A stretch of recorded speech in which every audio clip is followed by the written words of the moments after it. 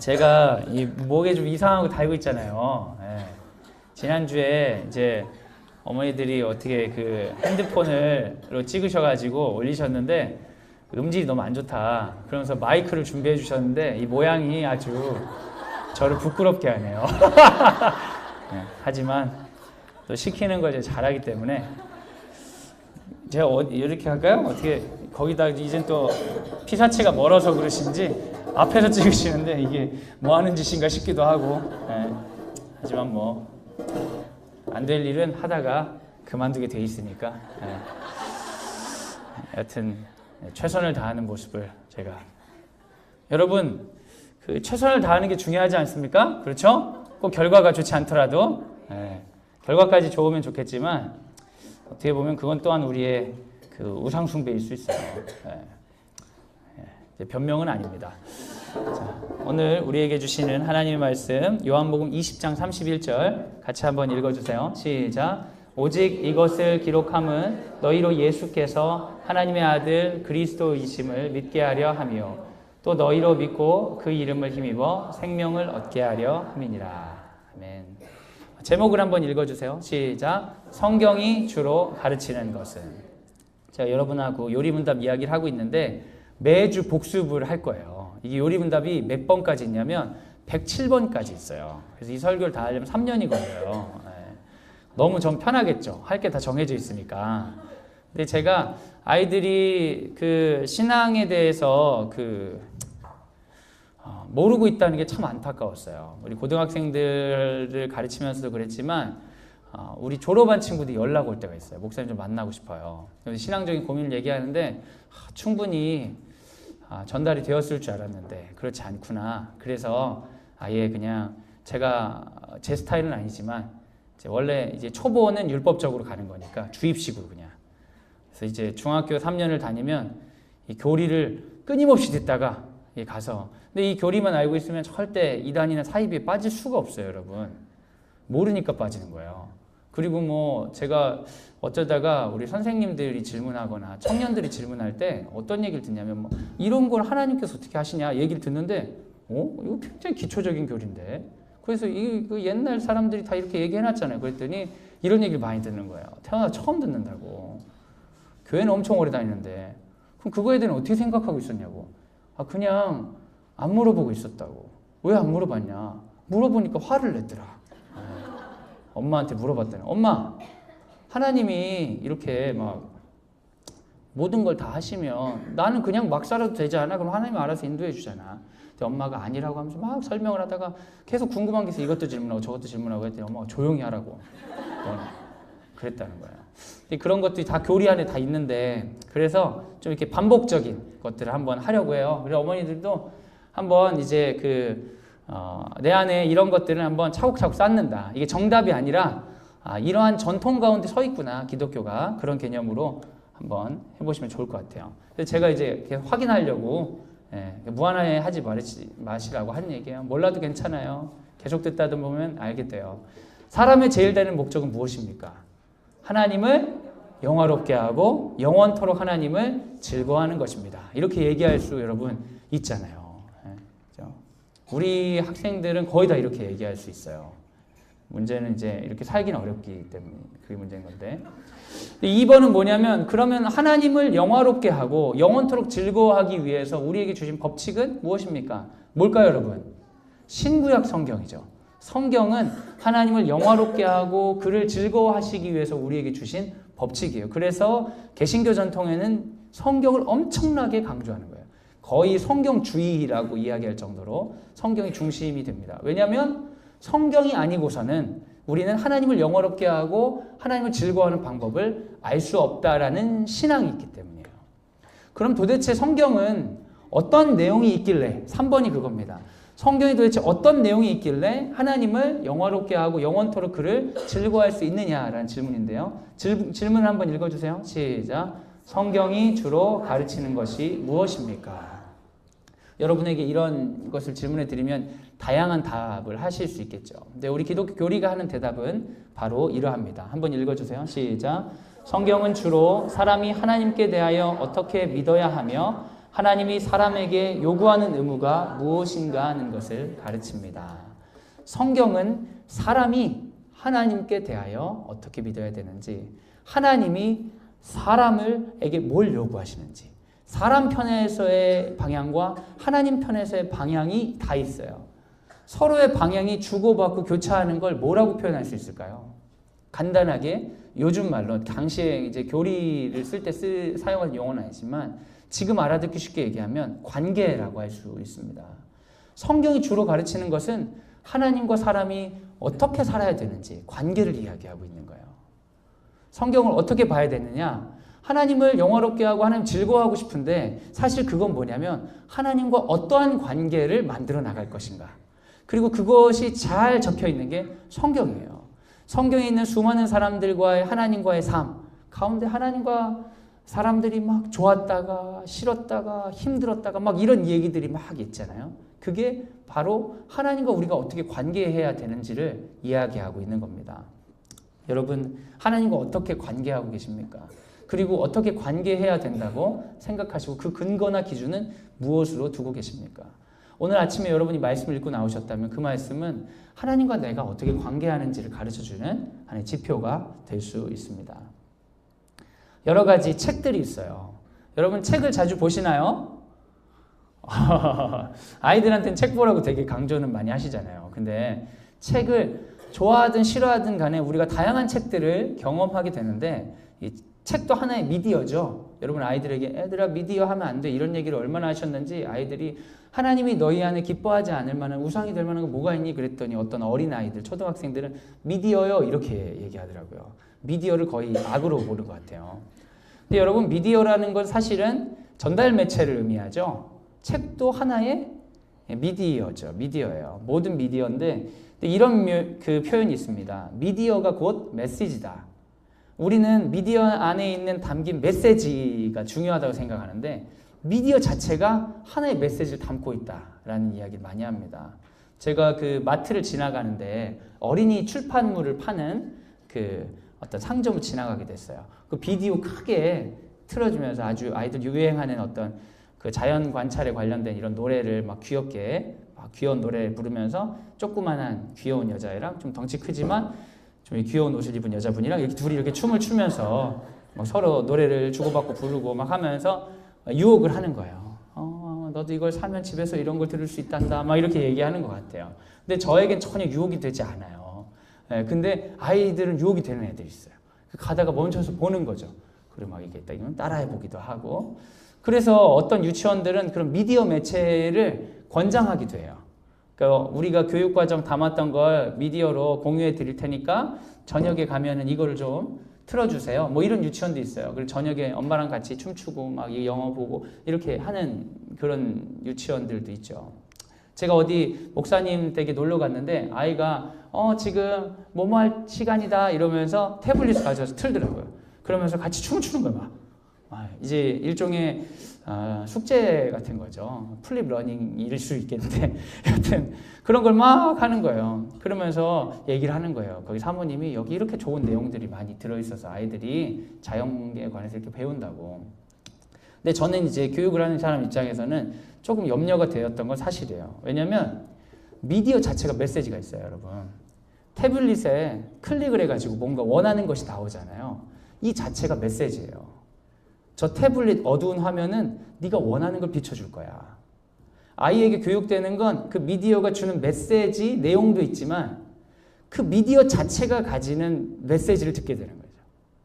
그래서 저는 좀 걱정되더라고요. 이왕이면 저런 미디어 말고, 왜냐면 거기 안에 그 검은 화면 안에는 좋은 컨텐츠뿐만 아니라 어두운 컨텐츠도 언제든지 비춰줄 수 있는데 어떻게 보면 거울처럼 우리 안에 욕구를 반영해 주는 건데 저렇게 좋은 거라고 가르치는 건 좀 아쉽다, 그런 생각이 좀 들었어요. 여하튼 미디어는 뭐든지 메시지를 담고 있어요. 그래서 여러분 미디어를 접한 순간 미디어의 메시지가 우리에게 들어옵니다. 저는 이제 여러 이 미디어 중에 책에 관한 얘기를 지금 하려고 하는데요. 책은요, 펴는 순간, 드는 순간 우리에게 말을 걸어요. 저쪽 끝에 김치냉장고 설명서 제가 그림을 가져왔어요. 집에 있는 브랜드랑 같으신지는 모르겠네요. 저 김치냉장고 설명서를 드는 순간 우리가 읽기 전부터 우리 안에 작동이 시작돼. 이거를 왜 읽는지, 무엇이 필요한지 시스템이 탁 갖춰지는 거예요. 그래서 설명서를 보는 순간 우리는 목적한 거를 막 찾죠. 아, 오류가 떴는데 이 오류 번호가 뭐야? 이러면서 찾잖아요. 그 미디어가 어떤 종류에 따라 내가 보는 자세가 바뀌는 거예요. 근데 이제 그 아래는 우리 친구들 많이 보는 만화, 학습 만화 책이에요. 학습 만화를 보는 자세하고 그 설명서를 보는 자세하고 여러분 같을까요? 다를까요? 굉장히 달라요. 굉장히 달라. 어떤 친구들에게 그 먼 나라 이웃 나라를 엄마가 읽으라고, 너 학습 만화 잘 보잖아, 이거 재밌어, 읽어봐 하고 먼 나라 이웃 나라를 권했대요. 근데 먼 나라 이웃 나라는 굉장히 좋은 인문학 책인 것 같아요. 저는 참 도움이 많이 되는 책이라고 보는데 먼 나라 이웃 나라 애가 딱 보다가 안 보더래. 그래서 엄마가 물어본 거예요. 엄마, 아니 애한테 물어본 거예요. 애야, 너 왜 이 책 안 보니? 너 이런 거 많이 보잖아. 근데 엄마, 이건 내가 보던 그런 책이 아니에요. 그랬다는 거예요. 근데 애가 학습 만화를 보면서 사실은 학습을 기대한 게 아니라 뭘 기대하면서 봤겠어요? 만화를 기대하면서 본 거죠. 재밌는 거예요. 내용도 건전하지만 사실 그 내용이 좀 재밌어요. 근데 먼 나라 이웃 나라는 사실 내용 중심의 만화니까 아이가 재밌는 그런 저런 Y책 이런 걸 기대하면서 들어갔다가 재미가 없어 버린 거예요. 미디어를 잘못 고른 거죠. 저기 우리 애들 좋아하는 마블 캐릭터 백과 우리 초등학생들이 몇 년 전에 가져왔다가 선생님한테 뺏겨서 분개했던 그 책인데요. 저런 책을 볼 때 자세하고 그 아래에 있는 여러분 고등학교 때 푸셨을 확률이 조금 높은 수학의 정석, 지금 아이들도 풀고 있는 그 놀라운 베스트셀러 수학의 정석이 있는데요. 아이들이 마블 책을 접할 때 수학의 정석을 보는 마음으로 보면 어떻겠습니까? 막 마블 책을 보면서 애들이 막 캐릭터 막 외우고 있는 거예요. 그래가지고 야, 나 좀 보자. 아, 건들지 마. 이거 여기까지 외워야 돼. 이거 진도 여기까지란 말이야. 하면서 얘가 이 마블 책을 막 보면서 공부하고 있으면 여러분 이게 재미가 있겠냐고요. 반대로 수학의 정석에 들어가면서 마블 캐릭터 백과를 보는 마음으로 들어가는 거죠. 아, 진짜 재밌겠다. 함수 너무 재밌겠다. 그러면 이게 봐지지가 않는 거예요. 그 옆에는 이제 동화책도 있고 하늘과 바람과 별과 시집도 있는데 여러분 시집을 보려고 하는 자세하고 딤체 사용 설명서 보려고 하는 자세하고 같겠습니까? 달라요. 우리가 뭔가 미디어를 접하기 전에 이미 우리 안에 사전 준비가 다 되어 있는 거예요. 미디어가 메시지를 담고 있기 때문에 이 메시지를 접하기 위한 준비가 다 되어 있어요. 저는 왜 이 얘기를 하냐면 우리가 보려고 하는 주요 미디어, 하나님을 비춰주는, 하나님과 우리 사이에 소통이 되고 관계가 되는 주요 미디어인 성경이 책이라는 사실이에요. 그럼 여러분은 그 책을 어떤 자세로 대하시느냐? 이 미디어에 들어가는 여러분의 프리컨셉은 어떤 거냐?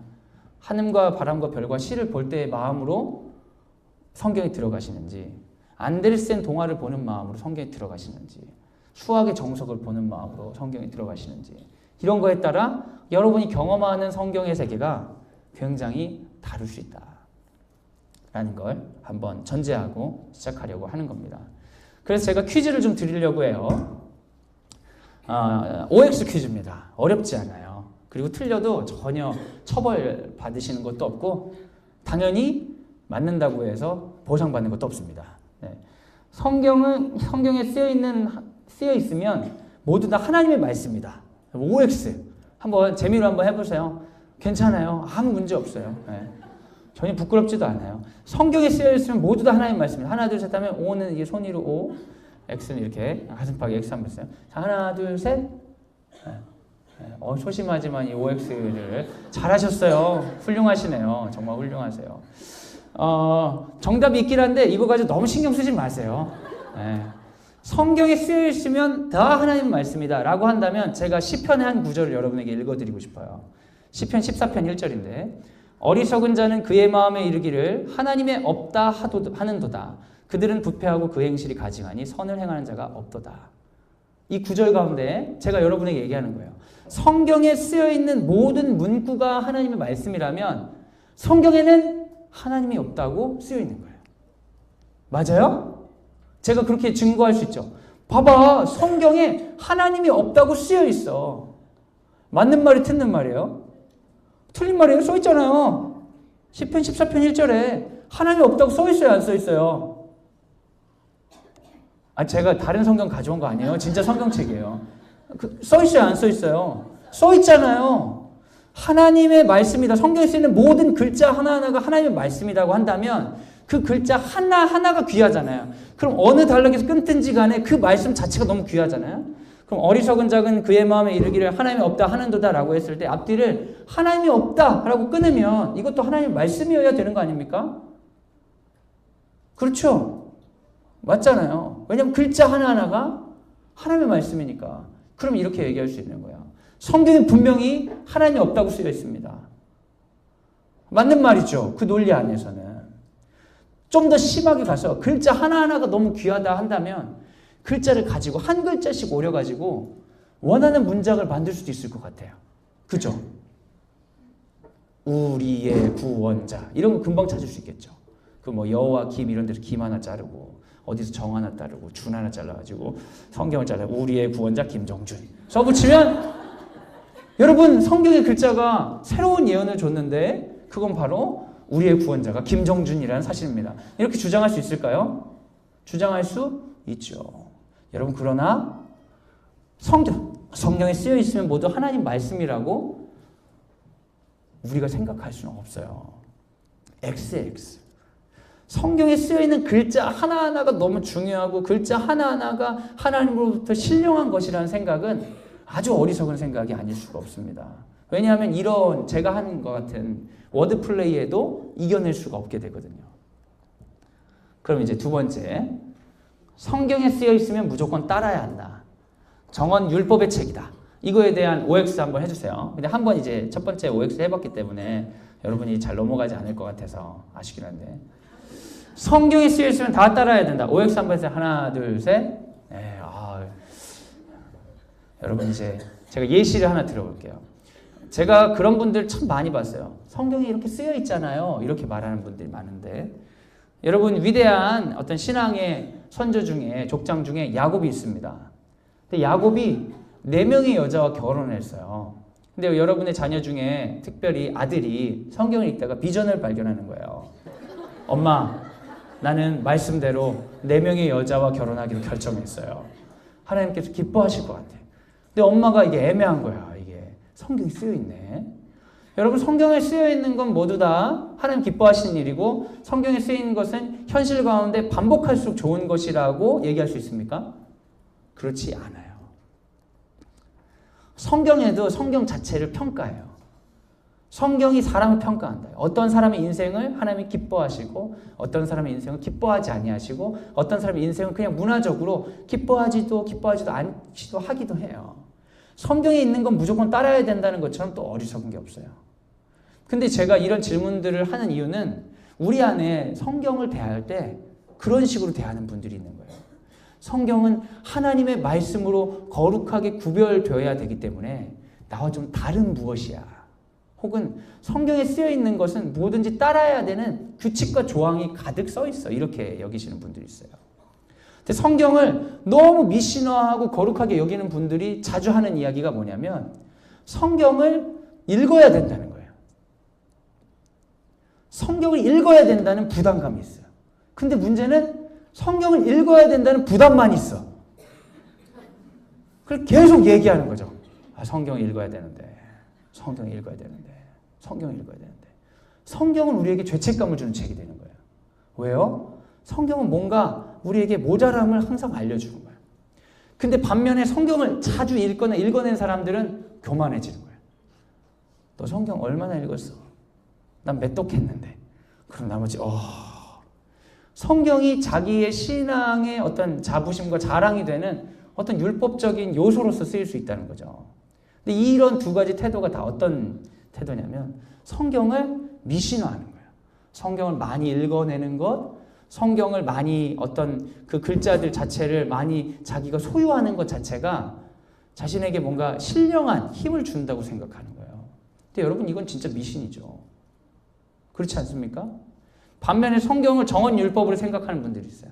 성경을 볼 때마다 뭔가를 내가 더 따라했어야 되고 내가 더 완벽해야 되는데 분명히 여호와께서 자기가 거룩한 만큼 우리 보고 거룩하라고 했는데 난 너무 모자라, 난 부족해, 난 항상 아니야. 하나님이 아무리 사랑한다고 해도 성경을 읽으면서 사랑은 발견하지 못하고 아휴 성경이 이렇게 나왔는데 난 또 이렇게 살고 있어. 끊임없이 자기 자신이 모자라다고 느끼게 되는 거예요.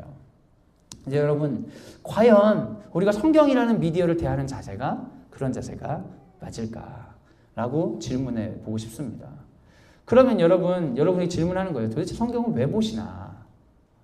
그럼 많은 사람들이 실제로 자기 진실의 대답은 뭐냐면 보라고 하니까 보는 거예요. 보라고 하니까. 그럼 이건 뭐냐? 의무적으로 읽어내야 되는 책이에요. 그러니까 성경을 볼 때 즐거워, 안 즐거워? 안 즐거운 거예요. 스마트폰을 엄청 찾으시잖아요. 엄청 갈망하시잖아요. 그래서 혹시라도 스마트폰이 어디 있는지 놓치는 순간 애들한테 물어보잖아요. 엄마 핸드폰 어디 있냐?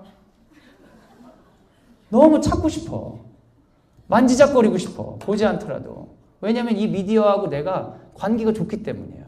왜 관계가 좋냐면 나의 욕구를 투영하고 싶은데 욕구를 입력하면 욕구를 보여주기 때문에 사이가 좋아지는 거예요. 여러분의 남편에게 여러분의 욕구를 입력했을 때 어떤 반응이 나와요? 잘 이제 신혼 때는 반응이 좋잖아요. 이렇게 욕구를 입력하면 욕구 나오잖아요. 근데 어느 순간부터 반영을 안 해주죠. 그러면 그것과는 관계하고 싶지 않은 거예요. 사이가 멀어지는 거죠. 그럼 이제 어떤 것들이 우리의 사이를 편안하게 해주는, 관계를 편안하게 해주냐면 나의 욕구에 별말하지 않고 반응하는 것들이 우리 마음이 편해지죠. 그런 것들이 뭐냐면 중독을 이끄는 것들이에요. 내가 뭘 찾아보고 싶어. 마음껏 찾아볼 수 있어. 이런 것들이요.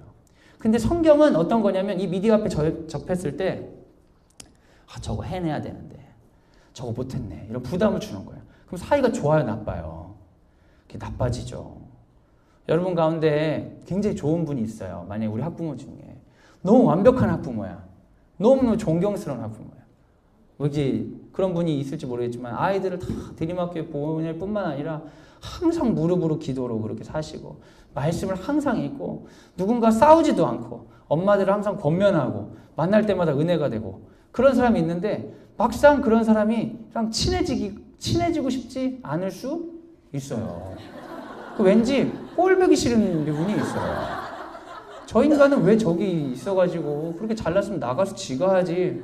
약간 이런 느낌이 들기도 해요. 그건 뭐냐면 친하지가 않은 거죠.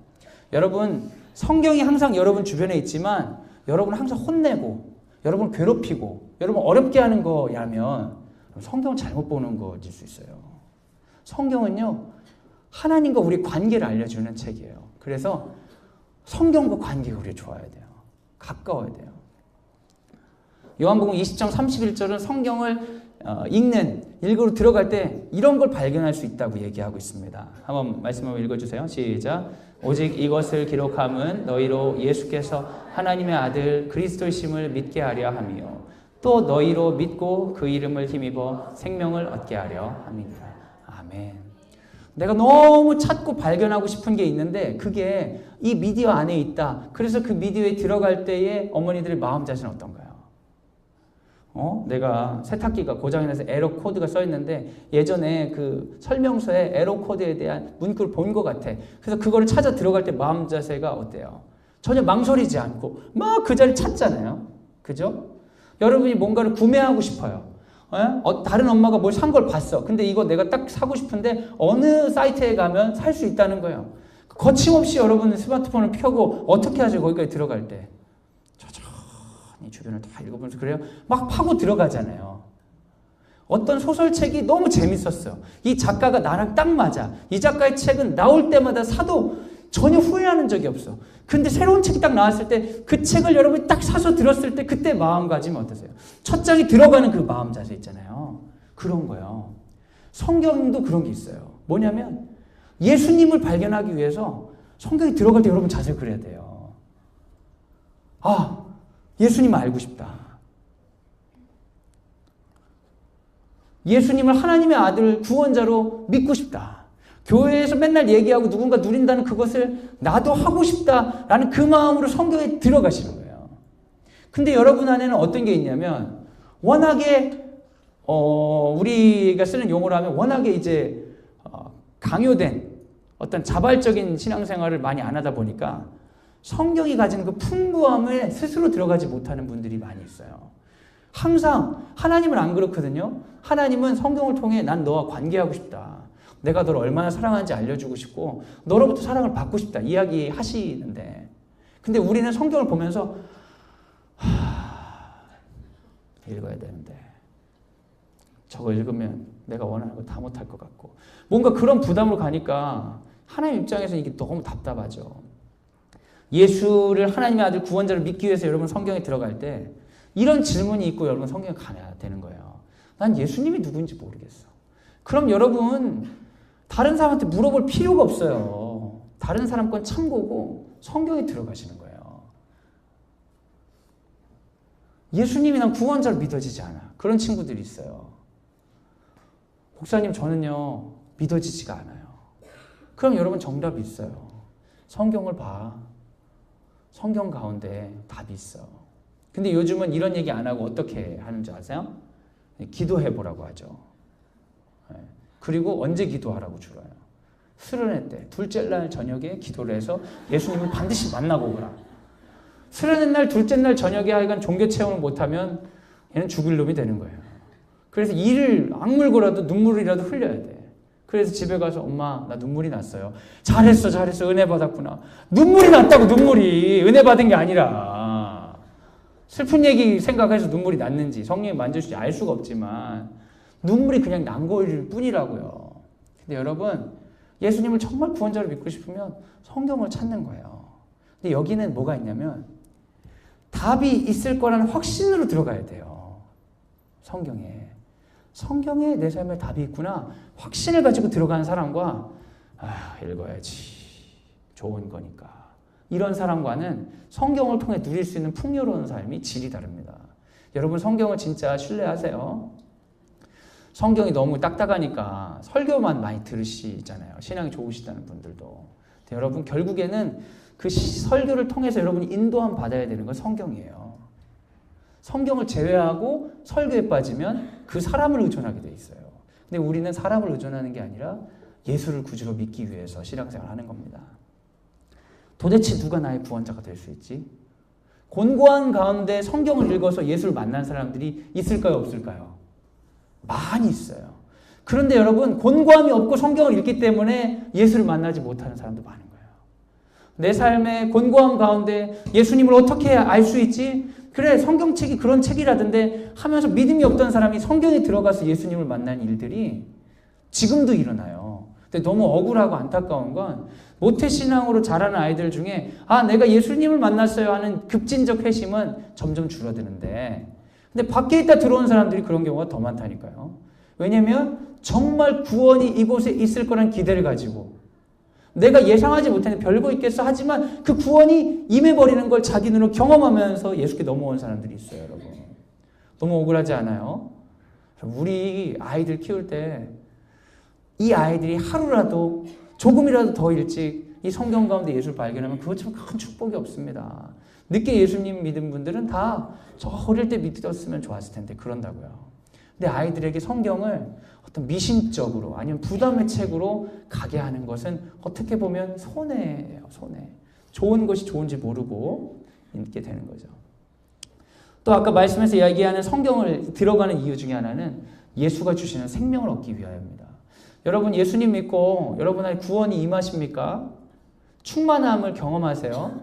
그렇지 않다면 성경에 들어가셔서 그 공고한 가운데 하나님을 구하셔야 됩니다. 예수님이 주시는 생명을 어떻게 얻지? 구원받는다는 것은 무엇이지? 제가 아는 친구가 목사인데요. 이 친구는 목사로 사는데 일평생 난 예수님 만나지 못했어. 그런 말을 습관적으로 하는 친구예요. 물론 성도들에게 하지 않아요. 돌아서서 저랑 있을 때 해요. 왠지 저에게만 해요. 다른 사람한테도 안 해. 제가 제 그런 말 해도 뭐라고 안 할 사람처럼 보이는지 저한테는 난 예수님 만난 적이 없잖아. 내가 공부해서 하는 거지 뭐. 약간 그 무당 중에 이제 강신무하고 학습무라는 개념이 있는데 강신무는 신내림 받은 사람이고 학습무는 못 모르지만 공부해서 하는 무당인데 약간 그런 얘기를 할 때마다 그 친구가 넌 그럼 학습무 계열이구나. 약간 이런 생각이 들 때가 있어요. 근데 여러분 성경을 통해서 양육함을 받을 때 회심의 경험 중에 특별한 체험이 없어도 하나님의 길을 걸어갈 수 있을까요? 없을까요? 있어요. 그런 역사적 사례가 많아요. 우리가 그런 걸 좋아하는 거죠. 화끈한 변화를. 우리가 좋아하는 거예요. 사울이 바울 되고 말이죠. 그런 거 자랑하고 싶죠. 그래가지고 나쁜 짓 한 사람일수록 강단에 세우잖아요. 변화되면. 근데 여러분 그거는 잘못된 생각이에요. 악한 사람들이 예수 믿고 변화된다고 해서 그 사람의 몸에 있는 습관이 변화되려면 시간이 걸릴까요? 안 걸릴까요?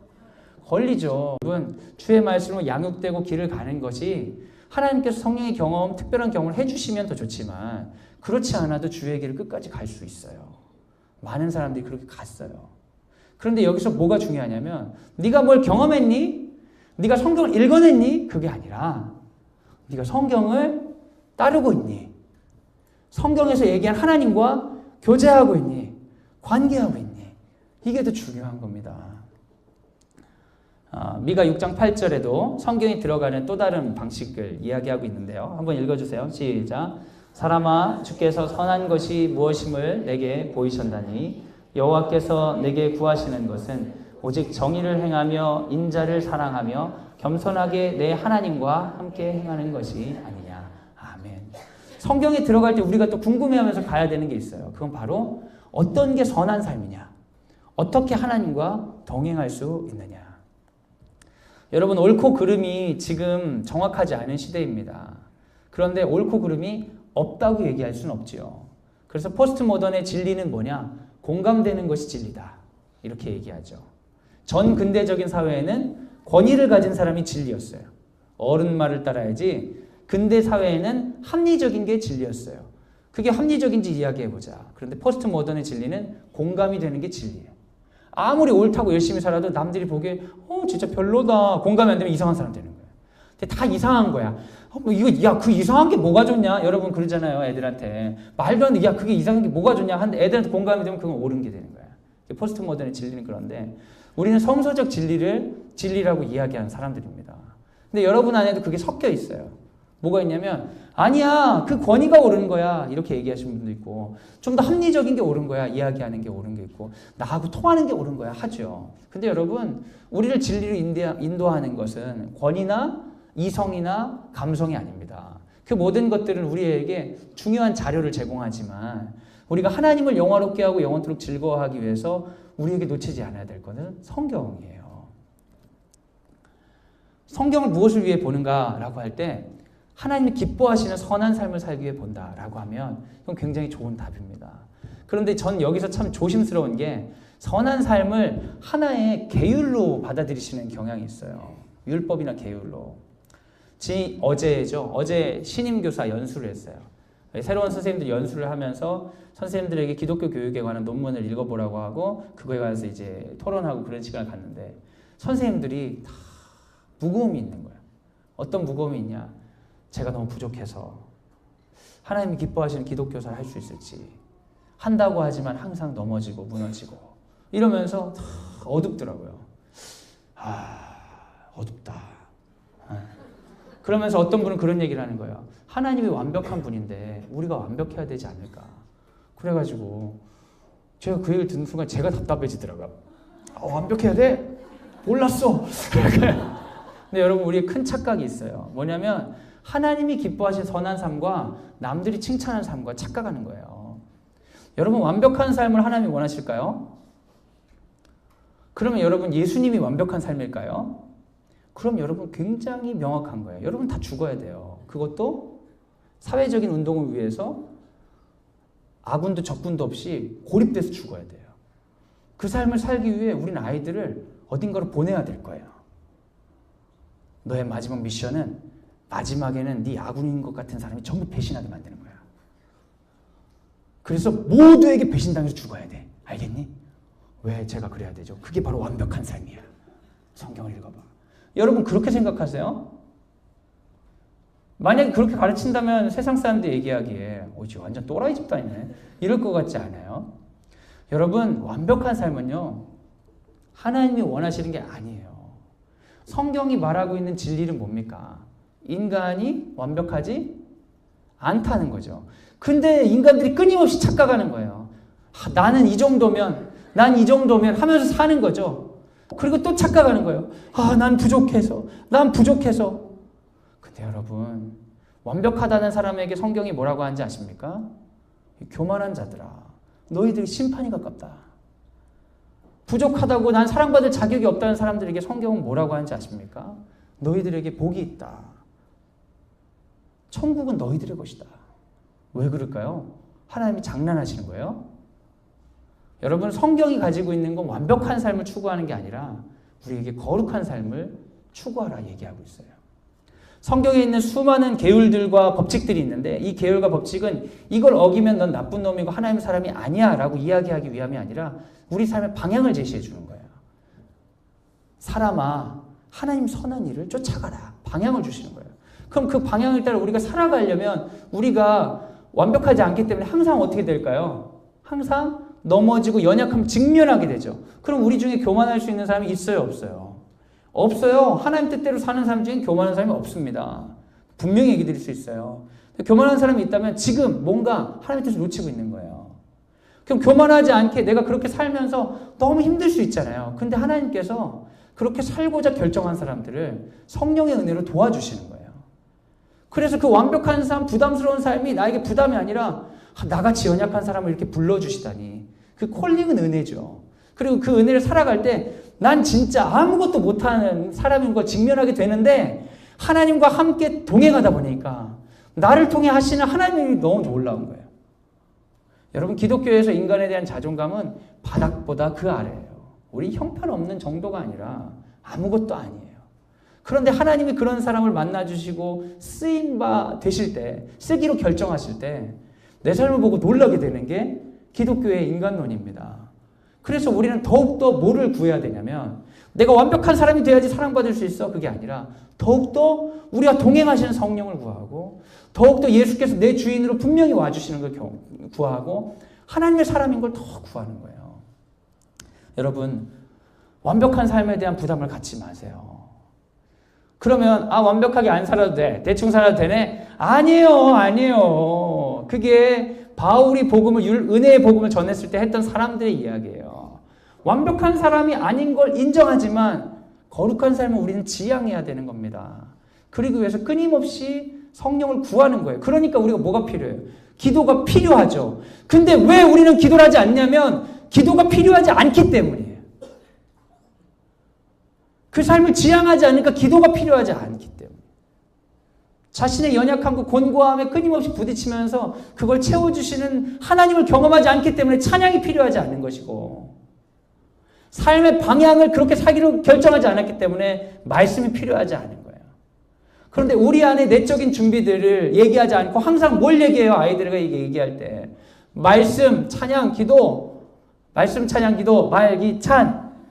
끊임없이 성경을 읽어야 돼, 찬송을 해야 돼, 기도를 해야 돼 라고 하는데 그 근본에 있는 인간의 마음 자세에 대해 얘기하지 않기 때문에 사람들이 말씀, 찬양, 기도 앞에서 끊임없이 자존감이 낮아지고 위선자가 되는 거예요. 원래 그런 거잖아. 교회 가면 말씀, 찬양, 기도하지. 우리 삶은 그런 거잖아. 근데 아니에요, 여러분. 진짜 말씀과 찬양과 기도가 우리가 영적으로 살아갈 수 있는 호흡이 되는 거예요. 근데 그러려면 우리 영혼이 하나님께 드려져야 되는 겁니다. 내가 주를 위해 살기로 결정을 해야 돼요. 왔다 갔다가 아니라. 결정을 하고 나면 순간적으로 찾아오는 그 곤고함이 이로 말할 수가 없어요. 처음에는 하나님이 날 받아주시다는 그 기쁨의 은혜에 찬송하고 살지만 어느 순간에 알게 돼요. 내가 그렇게 살 수 없다는 걸. 그리고 그 곤고함이 날 찾아올 때 그 곤고함 가운데 우리가 기도하고 말씀을 보면서 하나님의 일을 보는 거예요. 내 삶인데 하나님이 일하시는 걸 보고 찬송이 터지는 거죠. 그리고 그렇게 살아가는 사람들을 만나기 위해서, 세상과 다른 그렇게 살아가는 사람들을 만나기 위해서 굳이 교회를 찾아오는 거예요. 그래서 세상 가운데 하지 못하는 예배를 같이 드리는 거죠. 그래서 그 예배가 감동과 은혜가 넘치는 예배가 되는 겁니다. 근데 어디서부터 꼬이냐면 내가 그렇게 살기로 결정하지 않았기 때문에 꼬이는 거예요. 근데 그렇게 살기로 결정하지 않은 사람들한테 계속 뭘 얘기하냐면 말씀을 읽으세요. 찬송을 하세요. 기도를 하세요. 이러니까 영혼의 상태가 준비되지 않았는데 해야 되는데 못했네. 어떤 사람은 하려고 하는데 잘 안 되네요. 제가 아닌가 봐요. 아니에요, 여러분. 하나님이 우리에게 초청하시는 것은 거룩한 삶인데 그 거룩한 삶을 어렵게 초청하시는 게 아니에요. 우리가 결정하고 맡기면 성령님이 도와주세요. 너무 우리를 사랑하신다니까요. 너무 사랑하신다니까요. 여러분 혹시 텔레비전에 나오는 멋진 남성 중에 지금 집에 있는 남자 말고 저 남자 괜찮겠다 그런 사람 있으세요? 생길 수가 있잖아요. 근데 그 사람은 TV에 나올 때 자기 아내를 막 너무 챙기고 막 선물도 준비하고 이벤트도 하고 보면 볼수록 우리 집에 있는 사람과 다른 거예요. 다를수록 괜찮아 보이고. 근데 절대로 여러분 기대하실 필요가 없어요. 그 사람이 여러분에게 조금도 그런 걸 베풀 의향이 없어요. 왜냐하면 여러분 아내가 아니기 때문이에요. 아쉽지만 여러분 받으려면 그 사람을 잘 꼬셔야지 다른 사람은 뭐 없어요. 보세요. 하나님이 우리에게 주시고자 하는 은혜가 엄청 많습니다. 부어주시고자 하는 은혜가 있고 우리를 통해서 하고자 하는 일들이 있는데 우리가 그분의 신부로 드려져야 돼요. 양다리 걸치면서 뭘 받을 건 받으려고 하고 이건 내 나름대로 누리려고 하면 그 사람이 올인하고 날 사랑할 수 있겠냐고요. 하나님은요 우리에게 올인하셨어요. 아들을 보냈다니까요. 완전히 올인하셨어요. 그러니까 아까울 게 없어요, 여러분. 하나님께 드리기로 결정하세요. 그리고 성경을 그 마음으로 집어드세요. 하나님, 제가 어떻게 살아야 되죠? 내가 하나님께 드려지는 인생 살기로 결정했어요. 내 삶의 목표는 하나님을 영화롭게 하고 영원히 하나님을 즐거워하는 거예요. 근데 난 어떻게 살아야 되죠? 하고 성경에 들어가 보세요. 성경의 글자가 막 살아 움직이는 거 여러분 경험하실 수 있어요. 말씀 한 구절이 나에게 박히는데 이게 잊혀지지가 않아가지고 순간순간 나의 방향을 인도하는 걸 경험하실 수 있어요. 나 같으면 이렇게 살았을 텐데 성경이 나를 이렇게 사는 게 아니라 이런 삶으로 이끌어가는 걸 경험하실 수 있어요. 그때 내가 내 삶을 보고 놀라는 거예요. 하나님, 제가 어떻게 이렇게 살죠? 남들은 나에게 칭찬하는 거죠. 어떻게 그렇게 살아? 근데 내가 그게 인정이 안 되는 거야. 왜? 내가 한 게 아니거든요. 그러니까 남들이 보기에는 그 사람이 되게 대단한 사람 같은데 그 사람이 고백하는 것은 나로 나된 것은 내로 된 게 하나도 없고 오직 하나님의 은혜구나. 그러면서 교만해지는 게 아니라 겸손해지는 거예요. 하나님이 기뻐하시는 삶은 무엇이지? 어떻게 살아야 되지? 이런 질문 여러분 하시기 바랍니다. 시편 119편 105절에 이런 구절이 있습니다. 한번 읽어주세요. 시작. 주의 말씀은 내 발의 등이요 내 길의 빛이니이다. 아멘. 가로등이 요즘에 되게 밝아가지고 제가 어느 저녁에 라이트를 켜지 않고 운전을 했는데도 라이트가 꺼진 줄 몰랐어요. 근데 이제 언젠가 제주도에 놀러 갔는데 제주도에 길도 모르는데 당차게 어딜 가겠다고 심리적 거리로 금방 갈 수 있을 거라고 그리고 싼 비행기를 표를 끊겠다고 해서 제가 아들이랑 단둘이 여행을 갔는데 지리도 모르는데 그냥 이렇게 렌트카를 빌리고 어두운 그 밤에 이렇게 쫙 운전을 한 적이 있어요. 근데 차 가로등이 없는 지역에 가게 됐는데요. 이 차 라이트만 의지해서 가는 거예요. 진짜 깜깜하더라고요. 그죠? 근데 이제 그 라이트를 꺼보세요. 칠흑 같거든요. 옛날에 전기등이 없을 때 호롱불, 촛등을 켜잖아요. 내 발의 등이요 내 길의 빛이 뭐냐면 눈앞에 가야 되는데 진짜 깜깜한데 등을 하나 탁 켜잖아요. 앞에가 환히 보이는 게 아니라 어디만 보여요, 여러분? 발 앞에 보이는 거예요. 이렇게 가는 거예요. 한 걸음 한 걸음. 근데 우리는 그런 경험을 잘 못하니까 잘 와닿지 않는데 밤에 갑자기 화장실 가고 싶으시거나 물 먹고 싶은데 밤에 깜깜할 때 있잖아요. 그럴 때 식구들 잘까봐 이런 핸드폰 화면 같은 거를 이렇게 하면서 한번 걸어보신 적 있어요? 애기 얼굴에 밟을까봐 걱정하면서. 그럴 때 보면은 이 미세한 등을 의지해서 뭐 이렇게 조심조심 갈 때가 있잖아요. 여러분, 주의 말씀이 그런 게 된다는 거예요. 여러분, 지금은요, 여러분, 화내요, 여러분. 좋은 교회들 다니시고, 광성 드림학교 다니고, 말씀의 홍수 가운데 막 사는 것 같죠? 살다가 어느 순간에 그 환한 불빛이 다 꺼지는 경험이 찾아와요. 우리 아이들이 여기 다닐 때 완전 말씀의 잔치 가운데 사는 거예요. 아침부터 말씀을 봐가지고 막 성경 시간도 있고 선생님들도 껐득하면 성경 얘기하고 칭찬도 성경으로 하고 혼날 때도 성경으로 하고 그냥 성경에 그냥 뒤범벅이 돼가지고 그냥 살다가 막 이렇게 애가 살아요. 막 말씀의 빛이 너무 비추니까 귀한지 모르고 사는 거예요. 근데 여러분, 졸업한 아이들이 전부 다 그 빛을 잘 잡고 가는 게 아니에요. 어떤 아이는 이 선생님을 부끄럽게 할 정도로 말씀의 빛을 잘 들고 가는 아이가 있는가 하면 사실은 여기 말씀이 너무 밝아가지고 이게 다 내가 가진 은혜인 줄 알고 이렇게 살다가 반항도 하고 그러다 졸업해서 말씀과 딱 끊긴 아이들이 있어요. 살다 보면 그 어두움이 쫙 밀려가지고 한 발치도 움직이지 못할 순간이 다가옵니다. 저한테 전화 오는 거예요. 졸업한 애들 중에. 목사님 좀 만날 수 있어요? 왜? 저 이러고 어떻게 될지 모르겠어요. 예수님 잘 믿는 게 뭔지 모르겠어요. 하면서 곤고함 가운데 있어요. 근데 제가 그 아이의 영혼의 상태를 알죠. 그 아이는 말씀의 잔치 가운데 여기 가운데 이제 잘 보호해서 컸지만 혼자서 말씀 붙들 수는 없는 아이였어요. 그 아이에게 그게 시간이 필요한 거예요. 그러면 찾아와 만나자. 밥도 먹고. 결국에 하는 얘기는 뭐예요? 말씀 읽어라. 내 길을 찾아야 된다. 이런 얘기밖에 제가 못 해줘요. 근데 여러분 그럴 때가 온다니까요.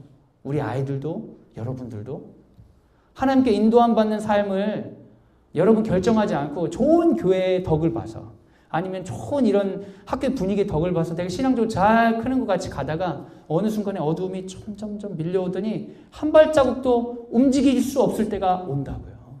그때 여러분에게 등이 되는 게 뭐가 있겠어요? 성경이 여러분의 등이 되고 구원이 돼요. 하나님은요, 우리에게 원하시는 게 있어요. 그게 바로 뭐냐면, 일어나세요. 아침입니다. 지금 기상하시면 안 되는데. 여러분, 성경에서 우리에게 원하시는 게 있어요. 여러분, 우리 학교에 말씀이 있어요. 이사야 60장 1절. 뭔지 아세요? 일어나 빛을 발하라. 이는 내 빛이 이르렀고 여호와의 영광이 내게 임하였느니라. 하나님은요, 어떤 꿈이 있냐면, 우리는 밖에 나가면 한 발치도 움직이지 못할 만큼 어둠이 가까울 때 어떻게 해야 될지 모르고 굳어있죠. 그런데 그런 우리들에게 하나님이 명령하시는 거예요. 너 일어나 빛을 발하라. 이는 내 빛이 이르렀고 여호와의 영광이 내게 임하였다.